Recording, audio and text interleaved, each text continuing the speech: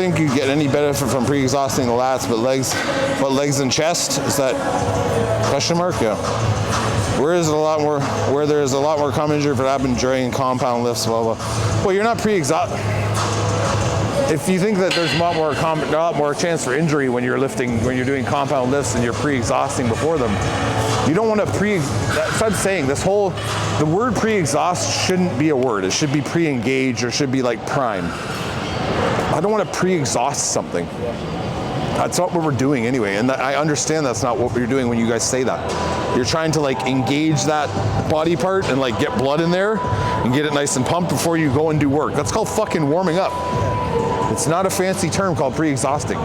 If you think about the words pre-exhausting, it means I'm trying to get something tired before something. I'm trying to get tired before something, right? And these guys are like, well, that's not what the definition of it is. Like, no, but that's what you say, and that's why you sound stupid. It's like I'm trying to engage, so I'm trying to bring blood flow to an area. Say I want to do bench press. I am a big bench press fan. I enjoy it. Incline barbell press, like it's something I like to do. I enjoy it. It's comfortable for me.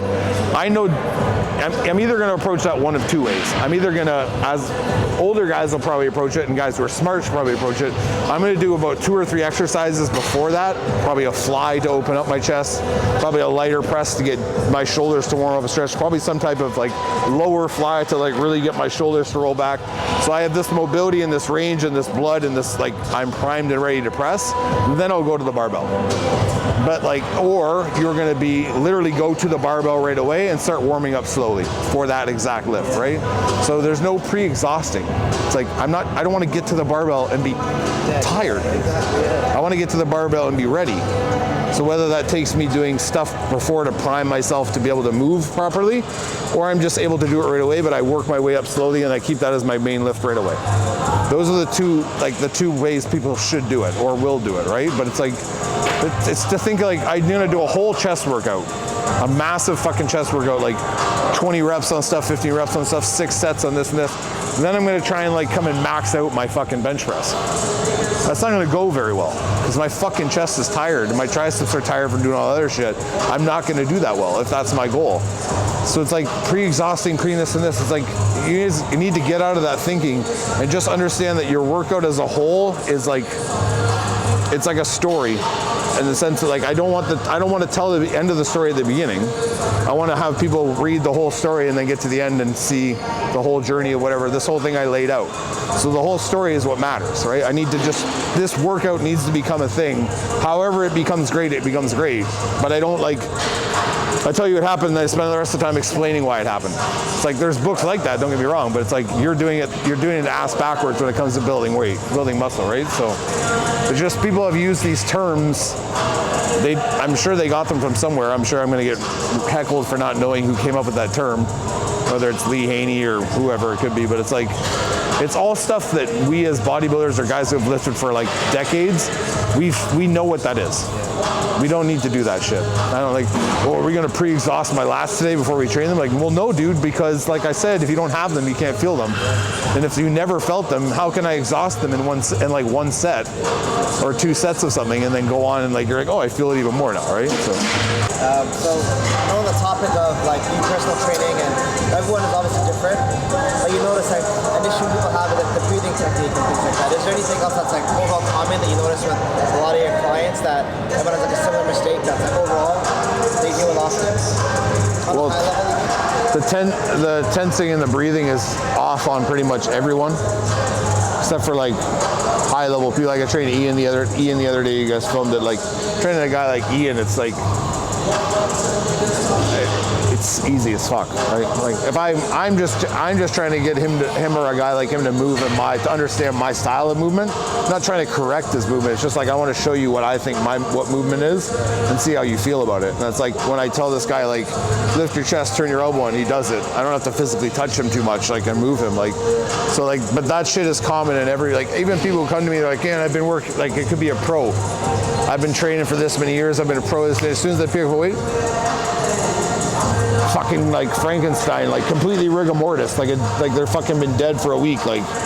And it's like, what happened to you? You're just standing here a second ago, completely normal, and then you grab the weight, and you're like in this like state of readiness, like you're about to be attacked. But yeah, I mean, that's the only And also, I think a close second, if those two are first and second, a close third would be people like drastically underestimating the intensity with which they train. Yeah, the majority of people that come to train with me, they have no idea what intensity is until they come and train with me, and they're like, and half the time I'm putting them through what I would consider a mediocre pace. Like, I'm purposely pulling back because I know, like, they're not me. This isn't like, it's like I need to chill. This is how I would structure this workout based on the individual. But I'm pushing them. But it's just like for them, like they'll be after 2 sets or after the warm up or after like they're 10 minutes in, they're like, oh fuck man, like it's like, Dad, what have you been doing in here? Like and you get tired. Obviously you get more tired when you're like actually sitting on muscle, training it well and targeting it well. You're gonna get tired very quickly, especially because most of you aren't breathing. So you're not allowing oxygen to come into the body, and now you're forcing that muscle to work harder, and it's getting no recovery. It's like you just stop breathing. So they all die out quickly because they're like, and they're like, now the muscle's fatiguing even more as opposed to just the body getting tired. And the next thing you know, everything just crumbles, right? So you gotta, as a trainer like myself who's kind of pushes intensity and pace, it's like I have to know when to like step off the gas, and maybe we won't do a superset this time. We'll just do 1 set. We'll take our time between, because like you can see the person's just gassing out. Most people I do legs with, I gotta be done legs with them in fucking 35 minutes. Yeah, well that's what Ian said. He said he worked out glutes or legs with you one time, and he's like, I was in hella pain. Yeah. But Ian's style is like more strong dude, right? So he pushes heavy loads.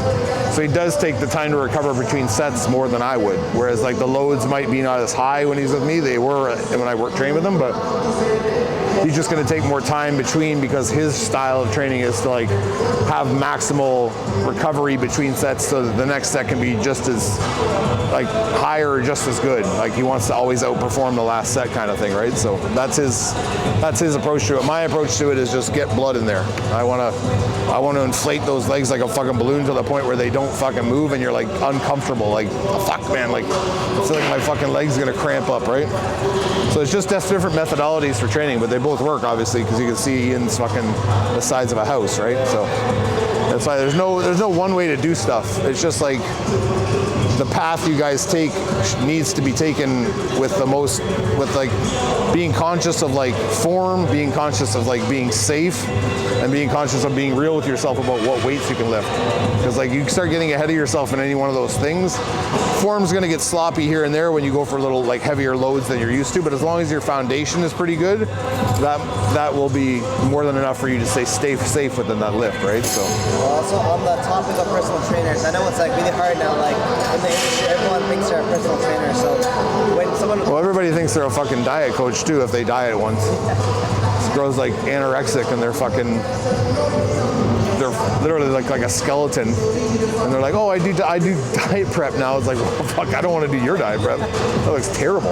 You look like you're eating ice chips and sucking on lettuce. Like, or it's like when they go get a BBL and then they care for this is how I got my glutes. Perfect butt challenge, right? Yeah.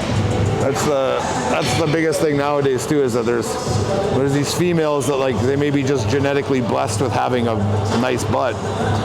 They can thank their parents for that, not their hard work in the gym. I mean, they might be working hard in the gym and accentuate it, but like odds are most of those girls, like they just got nice butts. And it wasn't like their squats or their one-legged lunges and this and that that did it. Of course. Yeah. Butt 101, right? Yeah. But like I have a butt, so I must know how to train it. It's like, I don't know. How do you approach when someone comes to you, like gauge how many like classes they need or training sessions? I don't tell anybody shit like that. I leave it up to the person who wants, like, I think as a trainer, you're trying to sell yourself. I understand it, especially when you're starting out. You want to gain clients on a regular basis, so you can set up a schedule, you know how much people you're training and stuff like that. But I find if you let people come to you and just train them and then see if they reach out to you, want to come back, that's a true indication that they want to train, right? Whereas opposed to like, I end my session with Bassett and I'm like, okay bro, so when do you want to come next week? Tuesday, blah, blah, blah. Well, I don't know, man. It was like, well, guess what? I'm going to put you in Tuesday, and you're like, oh, I don't know. Like you feel like pressured to do it, right? A lot of these guys they try and pressure these guys, or like we said in the other video, there's these trainers who guarantee results within a certain amount of sessions, and they're like, pay me up front for it. It's like, don't ever do that, guys. Like, just go pay as you go. Yeah. Unless you're gonna get like the guy's gonna cut you a deal and or the girl's gonna cut you a deal and you believe you had a good experience with them, then yeah, cool. Like, give it a whirl. But some guy who's just coming up to you in the gym like randomly, or girl trainer, like, you should work on this and blah blah. If you train with me, it's this much. It's like an infomercial, right? Yeah, I've had marketing guys that I met before you guys, like at the start of this journey, and they're like, one was a couple, the other was like just like these two chicks who had their own thing, and they're like, oh yeah, like, and we were kind of like, as a company, we're like, what can you show us what you've generated for these people? Like, you have all these clients, can you show us like on paper what you did to make them better?